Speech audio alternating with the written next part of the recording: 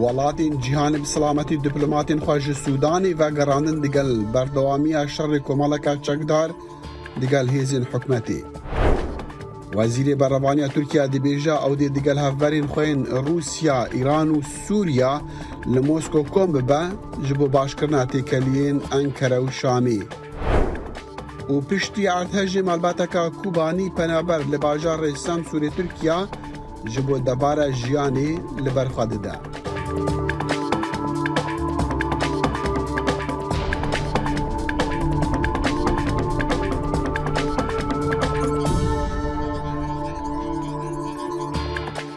سلاف و ریز و بخیر هاتن برنامه دی یا کرد کنکشن شدنگی امریکا لواشنطن. ولاتین جیهان دیپلوماتین خواج سودان درد خن هفته می بردوامی شرن گراند نیو برا کمالکا چکدارو هیزن حکمت ده لخارتوما پای تختو چندین باجارندی دوهی لشکر سودان گوتوان آلیکاریا درخستنا ولاتین بیانی ج خارتومی کرد ریکا بندر پورت سودان را هفتیه که پشتی شرن گراند کو به صدان سیویل تیده هاتنا کشتن. قماندارین هیزین سودان دی بیجن او آلیکاری دکن هفته میشتروان گل هیزین نیار ده پایتخت ده. دمکی زو ایرو دوشنبه 343 ولاتین عرب جه اردن، فلسطین، عراق و سوریا به 4 فروک لشکری به سلامتی گهانا عمان پایتخت اردنی. و دوی یکشنبه به صدان ولاتین سوریا لباجار ادلب لباکور روش آوا خو پیشاندان کرلی دیجی و گراندنا پیوندین نفرا چند ولاتین عربی دیگل رژیما بشار الاسد. خو پیشاندران گوت آژانسا پیامن فرانسی او باشکرنا پیوندیان به رژیما که تاوان بار را رد کن.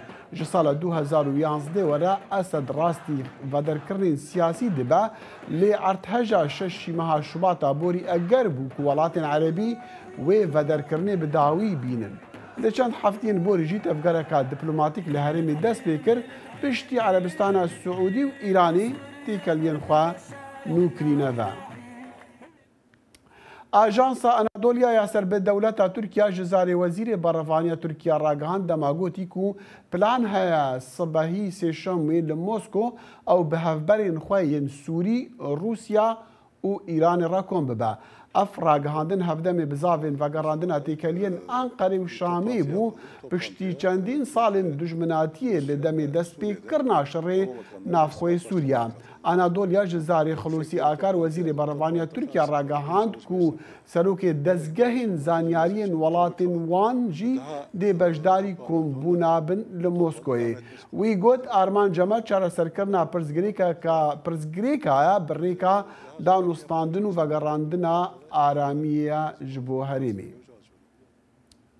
ده هفتیا بوری در ریوبریا خسر پروژه چارەسەریya سیاسی ji Sûriyê Iraq û ji neh xalan pêk hatiye ragihand. Peyamêrê dengê Amerîka li Qamişrozana Umer dibêje dema ku partiyên di nava rêveberiyê de tekez dikin ku ev proje dibe ku rewa bibe û bi cih were partiyên derveyê rêveberiyê dibêjin ku ne pêkane û nûneratiya wan jî neke. نرینên aliyên siyasiyên Kurdên Sûriyê derbarê destpêşxêriya rêveberiya Xweser ya ji bo çareserkirina krîza Sûriyê ji hev cuda ne. Partiyên di nava rêveberiya Xweser de tekez dikin got projeya çareseriyê ya got rêveberiya Xweser pêşniyar dike li gorî biryara navdewletî 22 pêncî û çar e. Ji ber ku ew hêzên rêveberiya Xweser got hewqa sala derbas bû li ser vê aloziyê karî bû got formêla çareseriya pirzgirêka Sûriyayê خوشیک بخوره دریخی خوشیک بخوره وری روشکاندن جمله کی و دیجی تروری دیجی فکری تروری و جمله دی وجی گوهرتن غریبو برسوی بدیش بونا گوهرتن و گوهرینه کی دموکراتی گو گلین سوریای بری 12 سال هنگا بان کرن گو گل دخوازی گوهرتنه بکی لارiyekê din partiyên Encumana Niştimaniya Kurdî enekese got di nava îtilafa opozîsyona Sûrî de cih digire, di wê baweriyê de ye got înisiyatîva rêveberiya Xweser pêşniyar kiriye nûnertiya tu aliyekî nake. Her şeyin karin. Ev biryar meselek dewlî. Yani mujtemai dewlî divê serûnê û meselî çareser bike. Mujtemai dewlî jî mixabin hettanî ana ka bi xurtî ser nesekirîne. وقتی بخوازن حل بکن کار حل بکن لأن ریاوان را به هر چیز و غیری واجی دولت عربی خو بدن دور مسئله نکار حل جردینه. تبی جداهیا باوری سیاسی آلیان کردی یک هلوستن گو رژیم سوریه برسوی ناده وان دست پیش خیریان. افغاوا هاجی یعنی لاوازه براستی یعنی اجبار یعنی تفجر كردي جا تمام أخوتي دبا يعني ند تمامي بانجي يعني هما وقت به الحد الأدنى دبانجي بلكي إيدي جه قرتبا وشيتر سركتبا أما أولو إدارج آلي كيف بتناخا أدبيجموي هناكي زحمت بي بلكي نية قبول كرن. روژا 18 مهر و بریا خسر آبا کور و رجلات سوریه جبو چاره سرکرنا کریزا سوریه بیاننامه که جنه خالان راگهان. ریوبریا خسر بانک الولايات العرب نتوین یک بویی هیزن ناو نتویی کر گو پیشگیری بدن و بیاننامه. هر وها ریوبریا خسر تکزی لسر یک پرچیاخ آخا سوری و بلاف کرنا چاپکانین آبورین با کور و رجلات سوریه لسر همو سوریان دکه. زانا عمر دنگ امریکا قامشلو. در ارتجا ششی صبات دا آل باشوری ترکیه دای مالبات تک کرد آجی کوبانی لباجار سمسوری و که توای خلکی دیجی راستی در دستریک مزن هاتن که چکاوی مالباتی دوی فلاکتا خوزایی دا جیانا خوش دست دا. پیامیر دنگ امریکا خلجان فارقی لآمدی به مالباتی را آخفتیا دبیجه جی کو او مالبات د پناگه کا کوجبری دعایاتی کوشینه یان تید کوشش بو جیانکا باشتر میشه مال خود که مال شیخ بو ما یعنی املکو بچره ایشی چوله مرید ما هبو ودا ما هبو فادیلش کوبانه نه سال بره دمک داعش اوتی سر کوبانه همی مالو هبینین خوجی شون خوهشنه و رویانه ترکیه او نها لکامپک چادران بکچه خواه و نوی خواه را لسم سوره دکونک دادشی. هوا گرمه و ناف چادره دکله. خو آوتیه برسیه. نه سالن لسم سوره بمالباتی دجین. لیمال آوان جید عرد هیجی ده حرفی. کچه وی 32 سالی فریده جی دبن کابلاندا جان دایه. دشار کوبانی داجی کورکی وی به دست داعشی هاتیه کشتن. فادیله دست نشان کرکو کچه وی فریده دبارا مالا وان کریه. شیه مالان پاقجیه. لب مرناوی پرو باسک وان شکستیه. کاشکا کمیش بندم مر کتی من چه هفته که لبرو نکامو درخستانه جی عاصده و پاش حتی درخست ما دماغ بری چوس در باس کرد ولید کرد. کچه وی گلستان جی نخوشه نکاره کار بکه. ev kampa kulê dimînin ji aliyê saziyên dilsoz hatiye ava kirin bi keça xwe Gulistan û neviyê xwe 8 salî re dijî. Kona wan da rojê wan tije bi xem û şîn derbas dibe. Gulistan keça Fadîle dayîkê zarokek sêwî ye. Neh sal berê dema Daişê bi ser Kobanê girtiye hevjînê wê xasê û tiyê wê jî hatine kuştin. Kurê wê hêd hemla wê dabûye. Dayîka xwe re reviyaya Tirkiyeyê. Gulistan jî erdhêjê de digel kurê xwe li Kabilê xanî de maye. Xwişka wê li rex wê can daye. Birê wê û bavê wê ew rozgarkirine. Hat ew sîngerina talê balkonê kaş kir îşiğî kete hemze. Çîk îşiğî kete. û birayê min serdar. Ew ya jî li wî halê ew dikir dikole û heta gîşte salonê. Ku min kelekê xanihêr mirî piştê xwişkê min e. Min destê xwe pê kir mirî miriye. Ama birayê min wanê کولا بریگا کرکه من درکت دو کرک را هیده از درخستم. پاشروجا به کمپا بچوک ندیاره جبر کو به پشتوانی د سوزان هيا و برپرس کمپ اسمت د دزانین تشته کوتین وکی هاو ل 52 چادران بلاو دکن ل ادی وکی بری الیکاری جی پرنای ادی الیکاری تیری مناکه وکا میناک جبو کو چای و شکری من نمایه نه ایرو چای جی بلاو نکر. فادیله گلستان به چارنه لسم سوره نه کارمایه نه جیانک ساسکری دبیجن هاوینه چادر وی گرم ببه گر کنتینرک دست آن بکوه اوی پر کب خوش ببن سریل نتوین یک بویدانه لین زانن کینگی و کی جانسال و دور وره سروانجی جبو کد کاربن در باس اروپایی ببن. تمام چرا اندکم یدونه یاش لبو من نخواشم نکم بکم. او کاش که میجی ایشی موله که هیچور کو رو دادی که داره دربا یعنی رو دادی که گیج دوید که هون نکنه اشتیشی بکه. شرط ماینه وکی حمیر و نشوانان جبو فادیله و کچای گلستان جی پرسکریکا مزن آسرکیه. خجیجان فارقین دنگ امریکا سمسور. رخصتنا هفکاری و اولهیه یا اوروپی درباره اولهیه هەڵبژاردنین تورکیە دا راپۆرتێک وەشاندیە چ دا راپۆرتێدا هاتیە گوتن ئۆزلامیە ساک ئەو چەند شۆپاندی ئۆزلام بەخێر هاتی چ دبێژە ئەو راپۆرتایە کە یا اوروپی لەسەر مەسەلە هەڵبژاردنە Rêxistin dibêje ku di hilbijartin qanûna nû ya Tirkiye ya li ser hilbijartinan ku di 2018 da hatibû qebûlkirin dexîl li rexne û pêşniyarên rêxistinên sivîl û yektiya Ewropa nehatiye berçav girtin û ji ber vê yekê jî di li ser hilbijartinên çardê gulanê fîkarên wan hene. Wek çi dexîl rêxistin balê dikişîne ser ragahandina azadiyê û medyayê û divê li gor qanûnê mecbûr e ku medyaya Tirkî ji bo tevahiya berendaman maf bide ku ew derbarê xwe de kampanyaya xwe bimeşînin lê rewşa li Tirkiye di medyayê de ne wîsaye ne bêalîne û serfirazin. Her niha dibêje ku di rêzîknameya finanskirina kampanyayan de jî valahiyê kanûnî heye û ew jî rê nade ber çavder û pisporan ku ev finanskirina berbijaran ji kê derê. Her wiha rêxistin carek din balê dikişînin ku rêxistina Tirkiye û kanûnên Tirkiye rê nade ku çavderên û pisporên serfiraz va pêvajoya kanûnê hilbijartinê temaşe bikin û çavderiya wan bikin. Ew çi pêşniyaz dikin? Ji bo çareseriyê re? Di pêşniyarên wan ê girîng heye ya a yekî avakirina misyona çavderiya serbixwe ye û a di duwa jî dibêje ku osî ew ê ji 305 endamên ku endamên vê rêxistinê ye pispor û çavderên demkî û demdirêj bixwazin ku werin çavderiya hilbijartinên Tirkiye bikin û raportan amade bikin û bi sînordarkirî jî rê li ber van needaletî û nevêkheviyê bigirin. Özlem edzam tu gelkî mesela rapirsiyan tebejî serokkomariyê dişopînî tu gelkî hece dikî. Çend rojin em behs dikin jî tim nîzîkî hevin du ser namzet Erdogan û Kemal Kılıçdaroğlu. îro çi heye tiştî nû? Dexil wekî tu zanî wê kî tê jî got em ji nêz ve temaşe dikin û me gotibû ku ew ê di rapirsînên piştî Eidiyê de cejna Remezanê de hinek zelal bin îro care yekîn têxweya dike ku ferqa di navbera Erdogan û Kılıçdaroğlu da hinekî zêde bûye.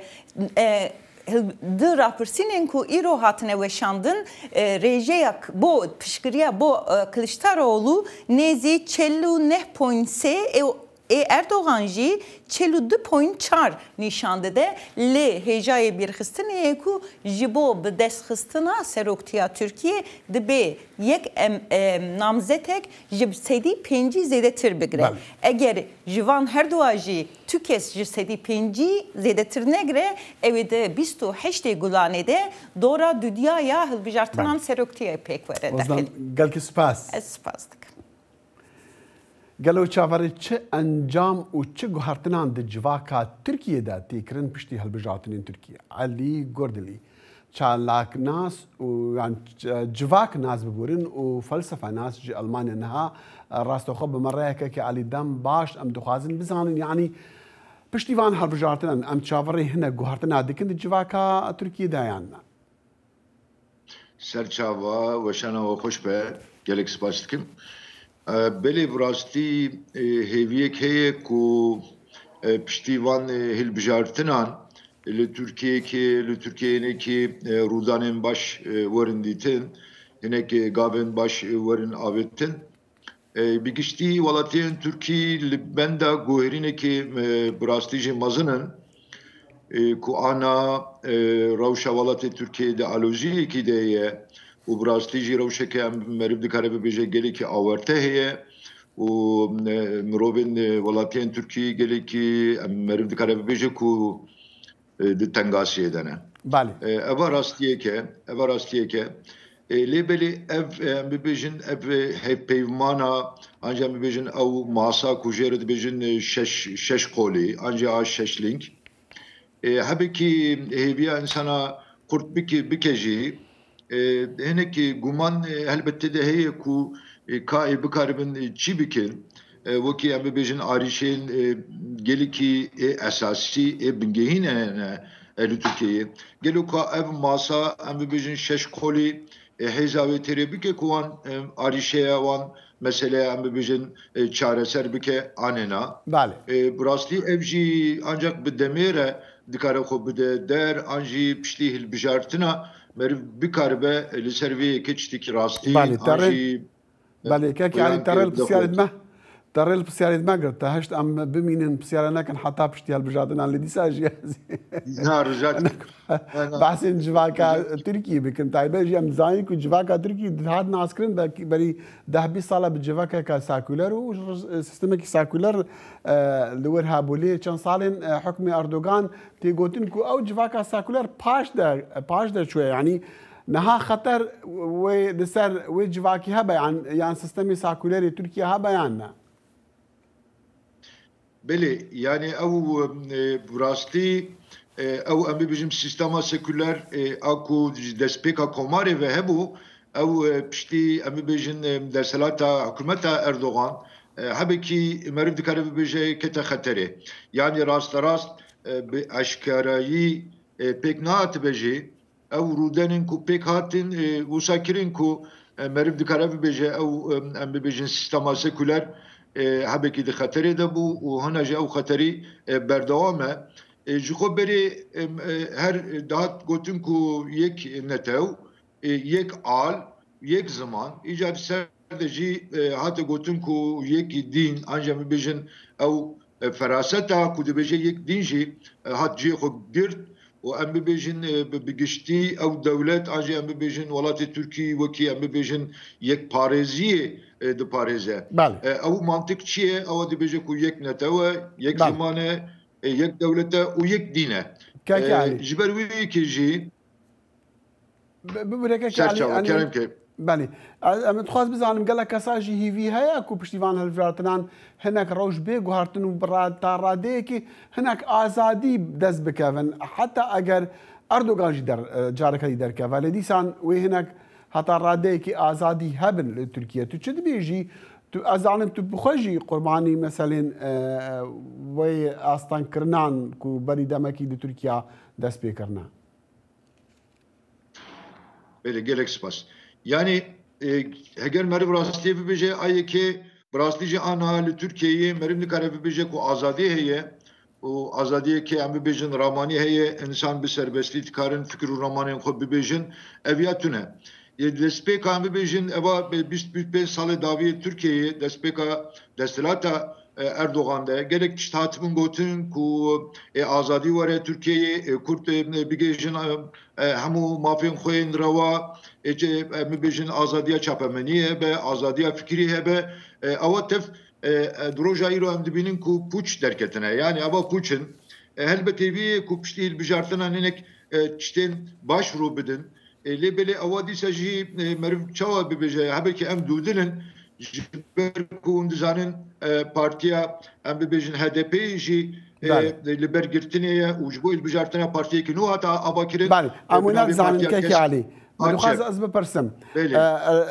أردوغان صالت يكي كهاتي كتي هالبجارتنا خوكا مسلمان كي لبرار دا ناسكرين كردا باوري بي آني نها كردا باوري بي هي أنا نعم باوریا من دیدی باوریا کرد قط به اردوغان نمایه جبر کو اردوغان کل دیاربکر گوت افدر کردستانه gerek امفری گوتنا کردستانی ببین پشتی 20 ساله و گریا گوت مثلا کما کرداتونه کرد ده هزارو کچتکین ام نکارم بگیجن وان نفوسا کردا جا ترکا درباست برو جایرو ev Erdoğan'ı kuberiya 1 sala li Diyarbakır em bibêjin li tevaya Kurdistanê digeriya û digo em mesela Kurda safî bikin ev Erdoğan sadî sed gotina xwe poşman bû û îro qet nelî gel çareseriya em bibêjin arîşeya Kurda a li Tirkiyeyê. Bale. Birêz Alî ji ber wê jî baweriya Kurdan li gor dîtin baweriya Kurdan dî pênemaye wextê me jî nema ew Aliyevî İslamî jî ew Aliyevî İslamî jî ku hinek Kurda xwe pê vegirê dida ew jî wekî ئەمە بێژن قاموفلەیەکی بوو وەکی بەشارتی بوو دەم بتر ڕێنادەمە علی گۆردلی چال جڤاکناس و فەلسەفاناس ژ ئەلمانی بمەڕە بوو گەلکی سپاس سپاس خۆش سەر چاوێ من وەشانەوە خۆش بێ گەلێک سپاس. دەنگی ئەمریکا سەرچاوەی متمانە پێکراوی هەواڵ و زانیاری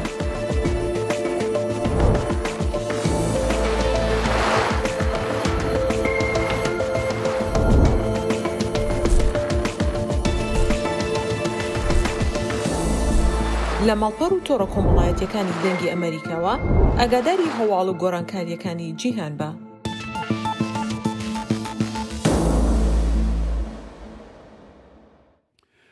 ئیرۆ دوشەمێ ڕان دەسانتس فەرمانداری ویلایەتە فلۆریدا ڕاگەهاند و ئەو نەکاندید بوو دەمامژارە هەڵبژارتنە سەرۆکاتیە ئەمریکا لە ساڵە 2024 هاتی بەسکردن بەری کۆمبووناوی دیگەر سەرۆکوەزیری ژاپۆنی فۆمیۆ کیشیدا لە تۆکیۆ سەردانا دیسانتۆس ژێ بۆ ژاپۆنی بەشێکی سەردانا بازرگانیە فەرمیە چار ڕۆژی بوو لە دەمێک و ئەو هەوڵ دەدا ڕۆنیە بێخەسەر بەرنەماخۆیە سیاسەتا دەرڤە بەریک و ئەو بفەرمی کاندیدکردنەخوا وەک بربژێری کۆماریانش بۆ هەڵبژارتنی سەرۆکاتی لە ساڵە 2024 ڕابردینە. سانتس گوتە سەرۆکوەزیری ژاپۆنی و ئەو منیکاری دۆستانیە هێژایە ژاپۆنیە بە ئەمریکا ڕا پشتی ژاپۆنی سانتس دێ سەردانا کوریا باشوور ئیسرائیل و بریتانیاژی بکە.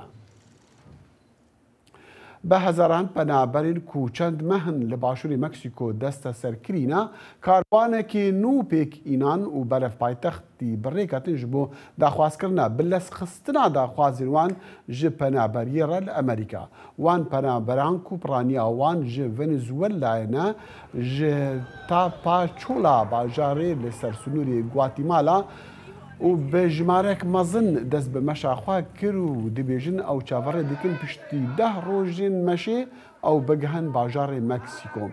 بە هەزاران پەنابەر ژناوەند و وڵاتین ئەمریکا لاتین ji bertund û tîjî û birsê bi piyan di çend welatan re derbas dibin û beref Meksîko didin rê bi hîviya bi destxistina mana qanûnî li Amerîka. Kar bi destên tapaçola dibêjin ew karwan ji nêzîkî 3000 penaberan pêk hatiye. Hinek ji wan ji Çînê ne û ji hinek welatên diyên Asya ne. تارا تەحبەس کەچا ئەمریکیەکی ژینگە پاریس و لە ئیرانی زیندان کریە دەبێژە وێ باوەری بە هەوڵن سەرۆکی یان حکومەتە سەرۆک جۆ بایدن نەمایش بۆ ئازادکردنا با بێوێ و کەسێن دیک و لە ئیرانی گرتینە. کچی ژینگە پارێزێک ئەوەی لەلایەن ئێرانەوە زیندانی کراوە ڕۆژی شەممە 22 مانگی 4 گوتی ئەو متمانەی بە هەوڵەکانی جۆ بایدنی سەرۆکی ئەمریکا بۆ ئازادکردنی باوکی نەماوە. من ناوم تارا تەهبازە و کچی مورات تەهبازم ئەوەی لە مانگیەکی ساڵی 2008ەوە بە ناڕەوایانە لە ئێران دەست بەسەر کراوە. مورات تەهباز ئەمریکایەکی بەڕەچەڵک ئێرانیە و خاوەنی ڕەگەزنامەی بەریتانیشە دوای ئەوەی بە تاوانی سیخوڕیکردن سزادرا ناوبرا و 5 ساڵی لە سزای 10 ساڵ زیندانی بەسەر بردووە. پێم وایە بە درێژایی 27 مانگی ڕابردوو لەو کاتەوەی سەرۆک بایدن دەست بەکار بووە و بەردەوام پێت بڵێت کە ئازیزانمان لە پێشینەی کارەکانمانن دواتر هەر قسەی بێکردار بێت ئەوە سەختە هیچی وایەکت بمێنێت.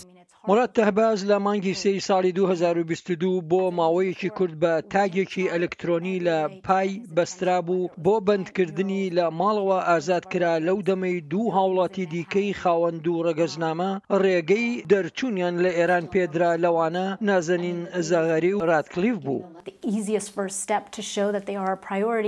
یەکەم هەنگاو بۆ پیشاندانی ئەوەی کە ئەوان سەرچۆپی بایەخەکانن ئەوەیە کە ماوەی دەخولک بدرێتە خێزانەکانمان هەتا بایدن ببینن. پێم وایە ئەوە داوایەکی زۆر نییە. لە مانگی حەودا لە زاری پارێزەرەکەیەوە دەگەڕێتەوە کە گوتبووی مورات تەهباز ئازادکردنی بە کەفالەت پێدرا بوو بەڵام تارا ڕایگەیان ئێستا باوکی گەڕێنراوەتەوە بۆ زیندان. دەزانن ئەو 6 ساڵە لەوەیە تەمەنی 67 ساڵە و مێژووی توشبوونی بە شێرپەنجە هەیە. چەندین دۆخی ئاڵۆزی تەندروستی دووبارە بووەی هەبوو کە بووەتە هۆکاری خەواندنی لە نەخۆشخانە. تارە تەهباز گوتی خێزانەکەی و هەروەها کەسوکاری دوو زیندانی دیکەی ئەمریکایی لە ئێران هیوادارن بایدن کاتێکیان پێ بدات بۆ ئەوەی چیرۆک و بەسەرهاتەکەیان بۆ سەرۆک بایدن ڕوون بکەنەوە لە کۆبوونەوەیەکدا لە واشنگتن کە بڕیارە لە مانگی داهاتوودا بەڕێوە بچێت. ئەوان بەردەوام مەسەلەکەیان بە سیاسەتەوە دەبەسترێتەوە. بەڕاستی پێویستە ئەو دوانە جیا بکەینەوە. وەک ئاماژەم پێکرد ئەمە پرسێکی مرۆیی و پێویستە بەو شێوەیە مامەڵەی لەگەڵدا بکرێت. تارا کچی موراد تەهباز دەڵێت باوکی ئێستا تەمەنی 67 ساڵانە و تووشی شێرپەنجەی پرۆستات بووە و دەشڵێت باوکی لە زینداندا 3 جار تووشی کۆڤید بووە. موراد تەهبازی باوکم ڕۆژانە دەتوانێت بۆ دەخولەک بە تەلەفۆن قسەم لەگەڵدا بکات و چاودێری دەکرێت. بەڵام هەرخۆشەکەی گوێبیستی دەنگی باوکم دەبم. ئەمریکا داوای لە ئێران کردووە موراد تەهباز و دوو هاوڵاتی دیکەی ئێرانی ئازاد بکات کە بریتین لە عیماد شەرگی و سیماک نەمازی ئەوانەی بە تۆمەتەکانی سیخوڕیکردن لە ئێران زیندانی کراون. ئەو تۆمەتانی واشنگتن دەڵێت بێ بنەمان. سمکۆ عەزیز دەنگی ئەمریکا. ڕۆژنامەنووسانی هەرێمی کوردستان نیگەرانن لە کاتی دەستگیرکردنیاندا بە یاسای کاری ڕۆژنەمەوانی دادگای ناکرێن. بەشێک لە ڕۆژنەمەنووسان دەڵێن دەسەڵاتی سیاسی کاریگەری ڕاستەخۆی لەسەر دەستگیرکردن و دادگایکردن و کردنەوەی دۆسێ لژی ڕۆژنەمەنووسانیان هەیە. پارێزەرێکیش بە پەیامەری دەنگی ئەمریکا لە هەڵەبجە فەرحان هەورەمانی دەڵێتن ئەو پارێزبەندەی بۆ ڕۆژنەمەنووسان دانراوە لاوازە و جگە لە یاسای کاری ڕۆژنەمەنووسی یان ڕۆژنەمەوانی نابێت ڕۆژنەمەنووسان بە هیچ یاسایەکی تر دادگایی بکرێن. ڕۆژنامەنووسانی هەرێمی کوردستان نیگەرانن لەوەی لە کاتی دەستگیرکردنیاندا و لە دادگاکاندا وە خۆیان دەڵێن بە یاسای کاری ڕۆژنامەوانی مامەڵەیان لەگەڵدا ناکرێت و لەبری ئەوە بە یاسای سزادانی عراقی و خراپ بەکارهێنانی ئامێرەکانی پەیوەندی دادگایی دەکرێن. ئەوەی مامەڵی پێ ناکرێت لەگەڵ ڕۆژنامەنووسانە یاساکاری ڕۆژنامەنووسی ژمارە 35 ساڵ 2010. ئێستا ڕۆژنامەنووسان زیاتر بە یاسای خراپ بەکارهێنانی ئامێرەکانی پەیوەندی مامەڵیان لەگەڵاکرێ لەگەڵ یاسای سزادانی عراقی کاتی خۆی. بە تێبینی ئەوەی بیرمان نەچێت لە ساڵی 2010 کە یاسای کاری ڕۆژنامەنووسی دەرچوو لە کۆتا مادەیە ئەڵێ کار بە هیچ یاسا و ڕێنماییەک ناکرێت پێچەوانەی حکومەکانی ئەم یاسایە بن. سەندیکای ڕۆژنامەنووسانی کوردستان دەڵێن ئەم گرفتەیان گەیاندووەتە فیدراسیۆنی ڕۆژنامەنووسانی نێودەوڵەتی و هەندێک جار ئاگادار ناکرێنەوە کە ڕۆژنامەنووس دەستگیر دەکرێت. ئێمە وەک لقی هەڵەبجە و نیگەرانیمان گەیاندووەتە فیدراسیۆن ڕۆژنامەنووسانی نێودەوڵەتی. ینی ئەمە نیگەرانی تەنها ئێمە نییە سەرجەم ڕۆژنامەنووسانە ینی لە شار و شارشکانی هەرێمی کوردستانە زۆر ڕۆژنامەنووس گیراوە ینی بەدەر لە یاساکانی ڕۆژنامەگەری کوردی ڕۆژنامەنووسینی کوردی سکاینی لەگەڵا کراوە لێکۆڵینەوەی لەگەڵا کراوە. ڕۆژنامەنووسێک دەڵێ دەسەڵاتی سیاسی لە هەرێمی کوردستان ڕۆڵی هەیە لە یەکلاکردنەوەی دۆسی ڕۆژنامەنووسان لە دادگاکاندا و پێویستە دادگاکان سربەخۆ بن. لە کوردستانی ئێمە کو بە باشووری کوردستان من پێم وتی دەسەڵات مامەڵەیەکی حیزبیانە لەگەڵ جومگەکانی تراکە. مەسەلەن لە منتقەی زۆنی زارد ڕۆژنامەنووس لەسەر راپۆرتی ڕۆژنامەنووسی لەسەر کاری ڕۆژنامەنووسی ئەگیرێ لە زۆنی سەوز هەم ڕۆژنامەنووس لەسەر کاری ڕۆژنامەنووسی ئەگیرێ ڕۆژنامەنووسان زۆر جار بربەستی گەورەشیان بۆ دروستە بێ بۆ ئەوەی نەتوانن زانیاری بەدەستبێن بیگەن بەڕایگەشتی. پارێزەرێک دەڵێ یاسای کاری ڕۆژنامەوانی پێویستی بە هەموارکردنەوە هەیە و ڕۆژنامەنووسان دەتوانن لە قۆناغی لێکۆڵینەوەدا جەق لەسەر دادگاییکردنیان بە یاسای کاری ڕۆژنامەوانی بکەنەوە و دەمیزی بڕیارەکانی دادگاش بکەنەوە. پێویستە ڕۆژنامەنووسان زۆر پەنا بۆ تەمیز ببن. تەمیزکردنەوەی قەراراتی مەحکەمە دادگاکان کاتێکە بڕیاریان لەسەردات بە تایبەتی لە قۆناغی لێکۆڵینەوە و کاتێککە دۆسیەکانیانی حالە ئەکرێ بۆ دادگای تایبەتمەند بۆ حکومدان ئەو مادەی کە تایبەتە بە حەسانەی ڕۆژنامەوانان مادەیەکی لاوازە چونکە لە مادەکەدا هاتووە لە مادە هەشتی یاساکەدایان لە یاساکەیەدا هاتووە ئەڵێت ئەو ئیجراتانی کە دادگا ئەنجامێدات بەرامبەر ڕۆژنامەوانان دواتر سندیکای لێ ئاگادارەکاتەوە. ئاگادارکردنەوە ئەمە نابێت بە حەسانە. بەپێی ئامارەکانی سنتەری میترۆ بۆ داکۆکیکردن لە مافی ڕۆژنامەنووسان لە ساڵی 2022دا 431 پێشەلکاری بەرامبەر بە 301 ڕۆژنامەنووس و دامەزراوی میدیایی تۆمار کراوە. 64 ڕۆژنامەنووسیش بەبێ بڕیاری دادگا دەستگیر کراون. فەرحان هەورامانی دەنگی ئەمریکا هەڵەبجە. ئیرۆ ساڵڤەگەڕا 31 یا دامەزراندنا بەشی کوردی دەنگی ئەمریکایە لەوێ بیرەوەریە بڕێڤەبەرن بەرێ کارمەند و پەیامنێر بیرەوەرینخوا ڤەدگێڕن بەری هەمویان هۆمەری دزەیەک ji کارمەندین پێشین و لە ساڵە 2000 بوو بڕێڤەبەرێ بەشی کوردی دەنگی ئەمریکا بەحسی ئەگەرن ڤەکردنا بەشی کوردی لە دەنگی ئەمریکا دەکات. ئەوەی کە بووە هۆی سەرەکی بۆکردنەوەی دەنگی ئەمریکا ڕاستیەکەی شەڕی دووەمی کەنداو بوو. شەڕی ئەمریکا لەگەڵ عێراقا لەگەڵ سەدام حوسێنە با بڵێن عێراقی سەدام حوسێن ساڵی 1990 پێم وایە 2 مانگی 1990 شەڕەکە دەستی پێکرد و پاشەوەی کە عێراق دۆڕاندی لەو شەڕە ئەمریکا وای بڕیاردا کە کورد ئەبێ بە زمانی کوردی ئەبێ بەرنامەکانی لە دەنگی ئەمریکا بڵاو بکرێتەوە. هەمەر فەرهادی یەک ji پەیامنێرین پێشین بوو و دەماکو نێچیروان بارزانî سەرۆک وەزیری حکومەتە هەرێما کوردستانی بوو ئەو bi şêxê peyamnêraniyan ji bi pîrê peyamnêran bi nav kir. Ferhadî bîreweriya xwe digel dengê Amerîka vedigerin. خۆشەکە لەوە بۆ ئێمە هەواڵەکانمان زۆر بە جددی و بە بێلایەنی وەکو بەرنامەی ڕادیۆکەی دەنگی ئەمریکا کە دەڵێ هەواڵەکان خۆزمنیان ناخۆشبوون ئێوە ڕاستیەکان دەڵێن ئێمەش ئەو ڕاستیانەمان دەگوت و هەواڵەکانی هەرێمی کوردستان لە هەر سێ پارێزگای ئەو کاتی دەگەیەنە وڵاتانی دەرەوە. لێرە بەیانیان بە کاتی هەولێری هەرێمیش وەکتی پێدرێن نوێژی بەیانیان چارێکە سعاتێک بوو پەخشەکە من خۆم هەڵدەستام لە خەو ئەو کاتە سعات مدادەنەوە جۆم لە ڕادیۆکە دەگرێت. زانیم بایەغدانی حکوومەتی ئەمریکا بەکردنەوەی بەشی کوردی بایەغدانە بە کێشەی کورد لەبەرەوە بەڕاستی پێمان خۆش بوو بەرە کاتەکە زیاد کرا و گۆڕا لە بوو سعاتێک و بوو 3 ساعت بوو ماوەیەک لەمە 4 ساعتیش بوو. ئێستاش پەیامنێری دەنگی ئەمریکا دڵشاد ئەنوەر کە پەیامنێرمانە لە شاری کەرکووک و گەرمیان ڕاستەخۆ لەگەڵمانە کاک دەشێت ئەم کاتت باش ینی ئەمڕۆ بیرەوەری 31 ساڵی دەنگی ئەمریکا حەزم دەکرد پێش ئەم شتێک بزانم لە هەرێمەکانی کە کێشە لەسەرن ناوچەکانی نێوان هەرێم و بەغدادا دەنگی ئەمریکا چۆن یان خاندنی خەڵک بۆ دەنگی ئەمریکا چۆنە؟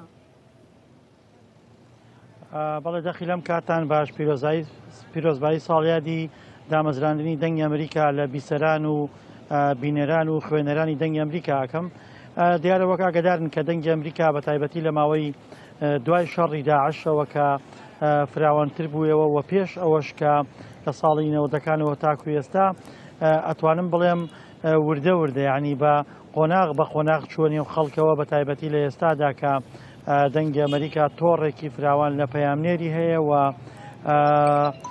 پەیامنێرانی دەنگی ئەمریکا بەڕوونی کێشە و معاناتەکانی خەڵکە گوێزنەوە بۆیە لە ئێستادا دەنگی ئەمریکا ئەتوانم بڵێم بە تەواوەتی چوەتە نێو خەڵکەوە بووە پردێکی پەیوەندی لە نێوان خەڵک و دام و دەستگاکانەوە وەکو بێگومان خۆشتان ئاگدارن و بینەران و بیسەران و خوێنەرانی دەنگی ئەمریکا ئاگدارن کە کەم ڕۆژ هەیە زانیاری و راپۆرت و هەواڵی دەنگی ئەمریکا لەلایەن ماڵپەڕ و سایت و دام و دەستگا و سۆشیال میدیاوە نەگوێزرێتەوە و وەکو دەستگایەکی معتەبەر زانیاریەکانی پشتی پێ نەبەسرێت بووە لە ئێستادا ئەکرێ بڵێن دەنگی ئەمریکا بووەتە کەناڵێکی میدیایی پڕ لە میزداقیەت لای خوێنەران و بینەران و بیسەرانی کورد.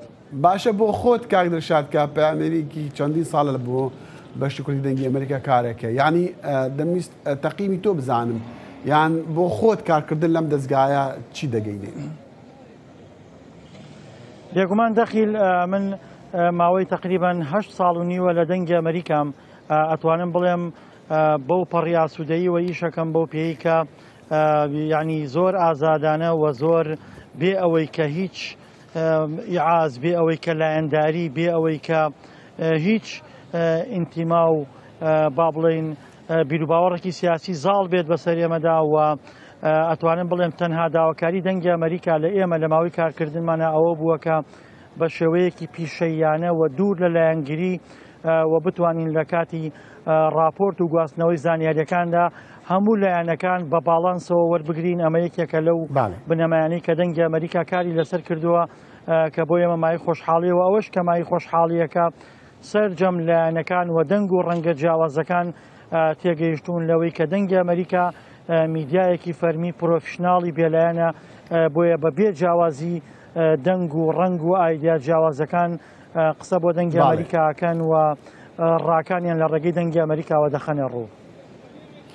کاک دڵشاد زۆر سوپاس بۆ ئەوەی کە تۆ کار لەگەڵ ئێمە دەکەی و بەڕاستی شانازی بە تۆ و هەموو ئەو پەیامنێرانە دەکەین کە کاریان کردووە و هێستاش کارەکەن بۆ دەنگی ئەمریکا هەر ئەوەندە پیرۆزبایی لێ دەکەین و دەستخۆشیش لێ دەکەین. سوپاس کاک دڵشاد. پیرۆزە لە ئێوەش ئێمە شانازی بۆ بکەن. زۆر سوپاس. عمەر شێخموز لە ساڵە 2001 دەست بە کار کرد لە دەنگی ئەمریکا وەکە سەرنویسکاری بەشی کوردیە دەنگی ئەمریکا و لە ساڵە 2005 ئەو بوو سەرۆکی بەشی کوردینەها ژێ سویدێ بە مەڕەیە کاکومەردەم باش یعنی ئیرۆ ساڵڤەگەڕە 31 ساڵیا دەنگی ئەمریکایە و چەند ساڵە تولڤر بووی 6 ساڵە یان چەند ساڵاژی ڕێبەبەری بەشی کوردی دەنگی ئەمریکا بوو لەوێ بیرەوەری تێدا چی هەیە تشمەڕە بێژی. ڕۆژ باش و گەلێکی پیرۆزبایی لەوە و لە گۆهدارێن دەنگی ئەمریکا دەگرم بۆنەیە 31 ساڵیاوە. تشتێک گۆ گرنگە دوێ دەماگۆ ئەس لە دەنگی ئەمریکا بووم مەدسێ دەستکەفتێن مەزن بەدەستانین یەک جوان ئەو بوو سەرویس سامە یان بەشێ کوردی خەلاتا زێرین وەرگرت یاددیاژ 1 ساعت بوو 4 ساعت دوورە مەداوا بەرنامە تەلەڤیزیۆنێ کرد ئەو ژی گەلێکی سەرکەوتنێکی مەزن بوو لێ دوو تشتێ دیگۆ جێ سەربلندیە بوون ژمەڕە بڕاستی یەکێک ئەو بۆ چەند جارە راپرسی هاتنگرن کرن لەسەر بەشی بیانی دەنگی ئەمریکا گوچقاس گۆهدارێ وێ هەنا گەلێک جاران دەنگی ئەمریکا بەشێ کوردیش پرانیا بەشێندنی ڕۆژهەڵاتە نابین زێدەتر خەڵک گۆهدار بوو یاددیا کارمەندێمە ji ber got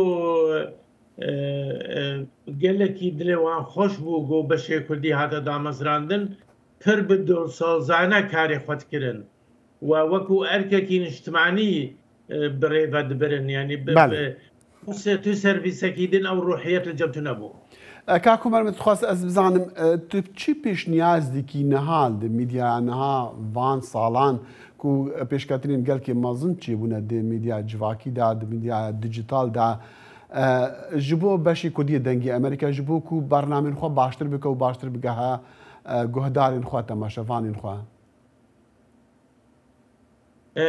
Bername aktuel gelekî giringin yani ego behsa siyaseta rojane dikin hebûna peyamnêrê zêde başa hevpeyvîn gelekî giringin bername dibeyt û dîtinê cihê xwe dibînin dûra mesela rastgoyî û lêkolîn û xwe amadekirdin berî got bername vêne pêşkeškirin gelekî giring e û tiştê got ez bi xwe pir pê dilxweşim yanî gelek ji wan gencê got me sala 2001 ew girtin tu tecrüba wan û ezbûna wanî rojnamegerî tu nebû lê niha giş bûne rojnamevanên gelekî profesyonel û insan serê wî bi wan bilind dibe. Belê Kakumer ez dixwazim tişmar bêjî bîrêweriyê te ên xweş û nexweş di wan salên ku te kar me rekirî çawa çi ne?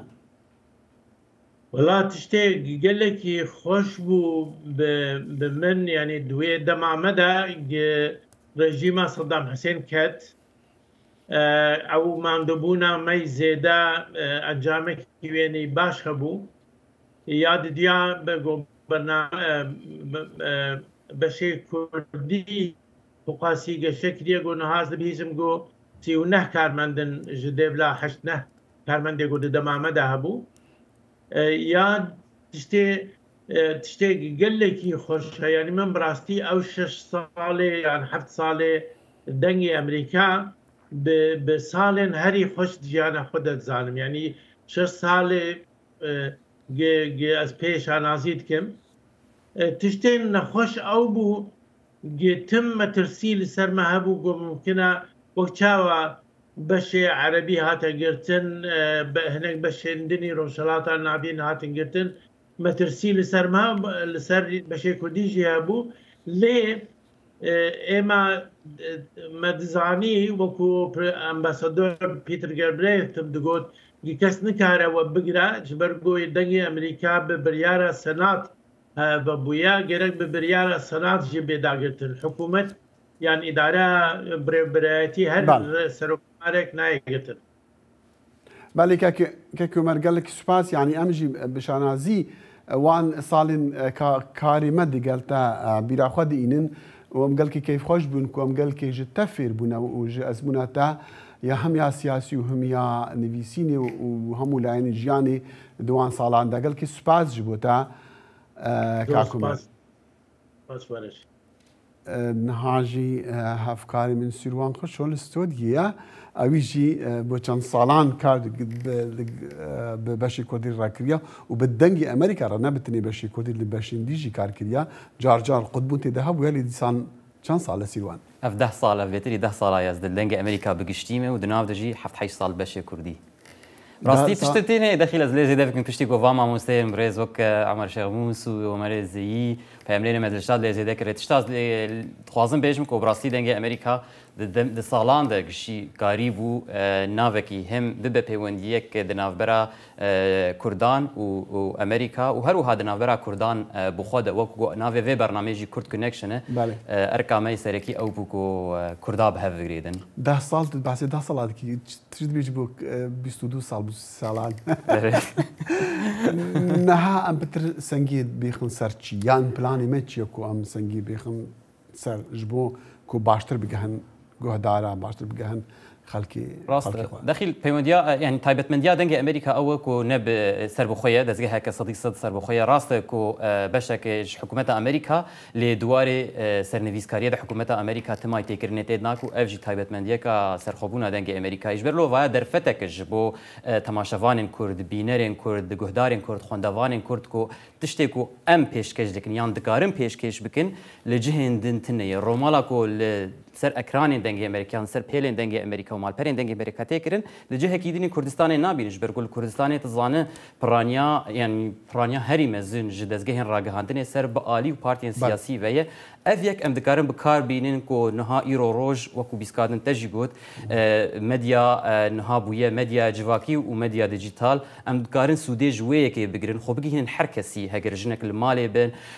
yan mêrek li malê bê yan gencek bê yan kesekî li kar dike yan kesekî li ser mobayla xwe ye armanca me niha û divê qonaxê ew ku em karibin xwe bigihînin her kesî çi platforma ku hebe dexîl em bikar bînin û bi şêweyek تایبەت وێ پلتفۆرمی خۆ بگینن هەر کەسی بجیاوازیە بەشی کوردی دەنگی ئەمریکا دیگەڵ دەستگەهی هندیین ڕاگەهاندنا کوردی چی دادینش بلیک و ئەو مەسلاتە بەحث بکری جیاوازیاوێک و کوردین هەر چاپەرچێ کوردستانی لێدەکەی کار دەکەن کوردین ئیرانێ کوردین ترکیە کوردین عێراقی و سووریە و ئەڤایە دکارە ببە جهێک ji بۆ هەم پێشخستنا زمانی کوردی و حتاڕادەیەکێ بەشێ کوردی دەنگی ئەمریکا ساڵان دوانسی و یەک ساڵین بوریدا ڕۆڵەکە مەزن لیستیە نێزیکبوونا زاراڤەیەن سەرەکیەن زمانی کوردی و هەروەها هلانینە ئەو حساسیەتێن سیاسی دناو زاراڤاندا و دناو پارتیên سیاسیên yên aliyên Kurdistanê ئەوا تشتێکی تایبەت کۆ دەنگی ئەمریکا دکارە بکە و هینجی دکارە باشتر بکە هەلبەت سپاس سیروان یعنی یەک لەvê بیرەوەری پنێ دکارە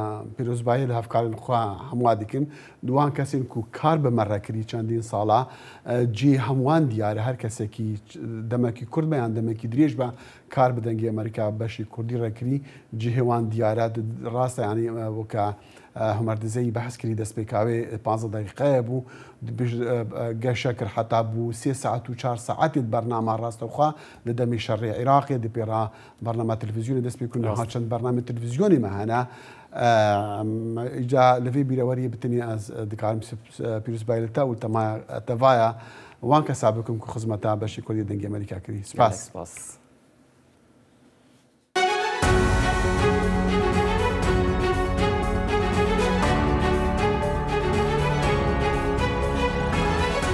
واشنطن بەرنامەیەکی هەفتانەیە لە بەشی کوردی دەنگی ئەمریکاوە ئامادە و پێشکەش دەکرێت. من بەڵێن ساڵح هەموو ڕۆژانێکی هەینی لەگەڵ پسپۆڕاندا تاوتوێی گەرموگورترین بابەتی ڕۆژ دەکەین لە پەیوەندی بە سیاسەتی دەرەوەی ئەمریکاوە. لەگەڵمان بن.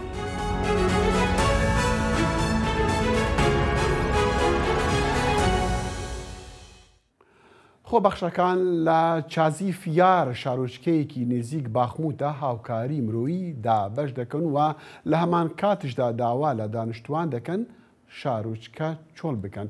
بەڵام سەرەدای تۆبارانکردنیکی بەردەوام و بارودۆخی خراپی ژیانش هاوڵاتیانی سڤیلی ئەم شارەی ئوکرانیا فەرمانی چۆڵکردنی ماڵەکانیان ڕەت دەکەن.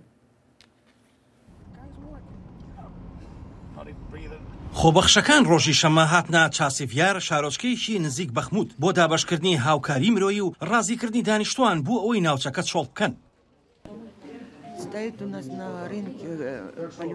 لە بازاردا چێشخانەیەکی گەڕۆک هەیە، سەربازەکان لەوێ نان دەخۆن، هەرچیەک مابێتەوە دەیدەن بە ئێمە بەم شێوەیە دەژین.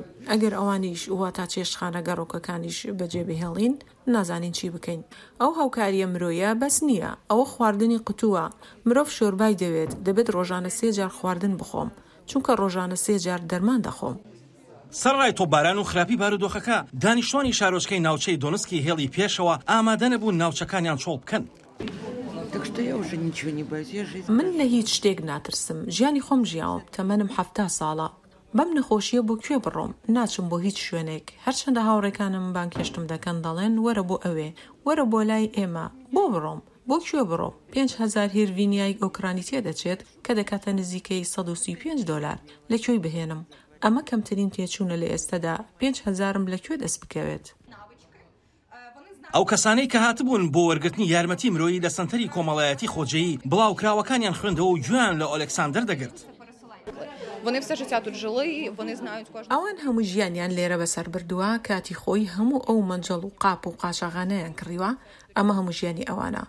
مڵک و ماڵی خۆیانە، دەزانن جێهێشتن واتە لە دەستدانی هەموو شتێک. ئەگەر هەڵگوتنە سەر شوقەکەیان مڵک و ماڵیان تاڵان دەکەن. ئیتر دەبێت ژیانیان سەر لە نوێ دەست پێ بکەنەوە. کاتێک تەمەنت هەڵ ئەکشێ زەحمەتە بتوانیت.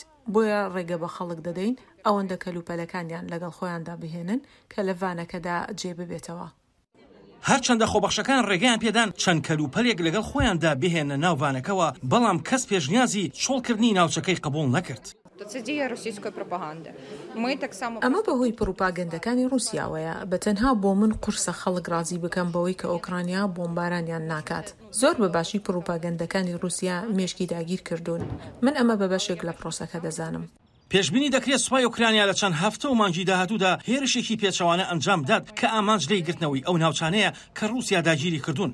تا دێت بارگژیەکان بوونە تەمایی بارودۆخێکی ناهەموار بۆ هاوڵاتیانی ئۆکرانیا، بەڵام بەنیازیش نین ناوچەکانی خۆیان بەجێ بهێڵن. ئاسۆ جەبار، دەنگی ئەمریکا. پشتی دۆزەکە دادگەهێ بری دوهی یەکشەمێ بۆ جارەیەکێ گوێنث باڵترۆ لەسەر بەرگا سوور دەرباز دەبە. ئەو گەهایە قۆناغە هەفتەم ئا خەڵاتە فاشن ئا لۆس ئەنجلسی. پاڵترۆ دەگەل ژمارەکە دیە ئەکتەران تێ خەڵاتکردن. خەڵاتێ وێ بە ناوێ پاوەر هاوس براند بوو. ئەم دەزانن vê خانمی بەری دەمەکی دۆزەکە دادگەهێ هەبوو لێ ئەو دۆز بریان. میگەن فاهیژی ئەکتەرە The White Lotus بە خەڵاتی بریک ئاوت ستار هات خەڵاتکردن. ئەف خانما جوانە ئەمریکی دەبێژە دەما ئەمرێوێ دەبەهشتی ساڵ ئەنزانم وی چاوە بەلێ باوەڕ دەکەم هەری جوان بمینە دەبێژە ئەزیڤەگەرن بان چرکە ساعتان و بیرام ببینەک و دەمەکی گەلکی خۆش بوو ژوێڕە. ئەم ژمارەکە هونەرمەندن و بەشدارن و تێن خەڵاتکردن.